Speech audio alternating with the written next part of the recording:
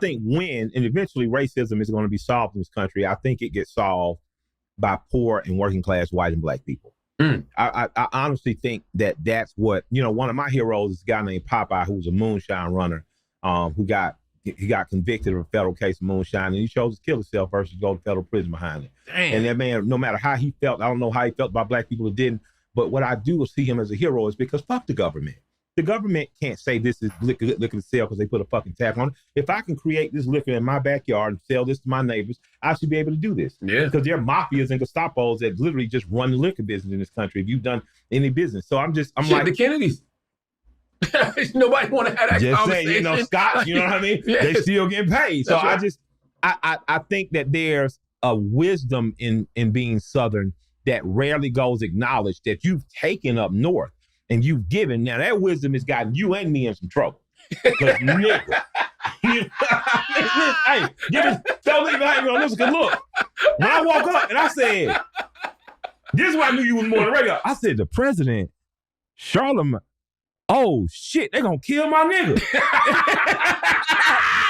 if they ain't kill you for Reagan, we be all right. Exactly. So I make Reagan right, but years later, what scared the shit out of me was when WikiLeaks dropped the file and it said it was Hillary Clinton's, I think her campaign manager, I guess Killer Mike didn't get the message.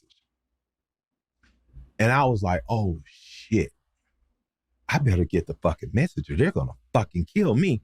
And then I called my lawyer, made sure I could print the t-shirt up and made a lot of money off the t-shirt, right? Yeah. But I have been one of those people who I've probably known the government has probably peeked or looked at me since I've been about 16 years old. The government obviously is probably like peeking and looking at you for the last 10, 15 years easily. What did it feel like waking up to a tweet from the president essentially slandering you? Because there's a journalist, he didn't give a fuck about a radio host, but you affect the way people think.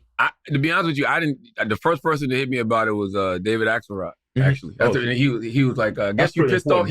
I guess you pissed off the king. Yeah. And I was like, huh? I really didn't have no idea what he was talking about. And then he sent me the post. And I'm not going to front, my heart beat it flooded for a second. Absolutely. Like, oh shit. But after that, it's just like, hey man, this is what comes with the territory. This ain't the first president I pissed off. Yeah. Joe Biden looked at that camera and said, if you don't know whether to vote for me or Donald Trump, you ain't black. Yeah. So it's just like, this is the life I chose. I went on Laura Trump's show on Fox News and I expressed, how I feel like his policies have not been working for working class people. That's all I care about at the end of the day. I care about the poor and the disenfranchised. I care about people having more money in their pocket, some food on their table, and a roof over their head. If you making it hard for those folks, I got a problem with you. I don't care if you're a Democrat or Republican. I remember being in Maryland early this year, man, for my daughter's cheerleading competition. And the amount of people who came up to me in Maryland telling me about how they was losing their jobs or they was afraid they was going to lose their jobs.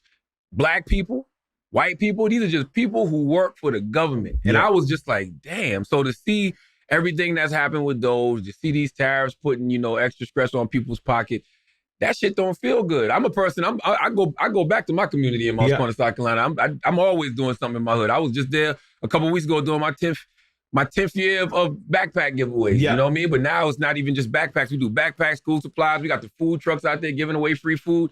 Man, when a mother comes up to you with their child and the child asks you for $4 for an icy and you're like, nah, everything's free. And then she was like, oh, I forgot everything's free. Yeah.